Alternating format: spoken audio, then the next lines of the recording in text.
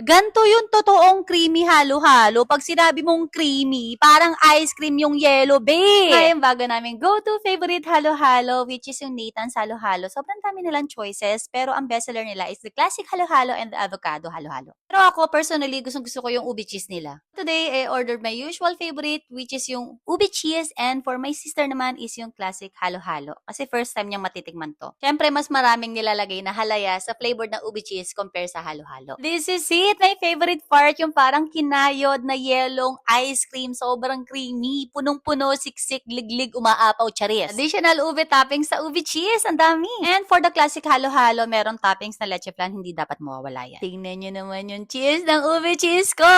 Grabe, nakakalaway. Usually, kino-cover nila to kapag take out. But since kakainin naman namin, hindi na nilagyan ng cover on top. Sulit na sulit mo nga talaga dito yung babayaran mo. Lalo ngayong summer, perfect na perfect ang halo-halo. Grabe. Ang lambot ng yelo. Yelo niya talaga, be. Parang ice cream. Naku.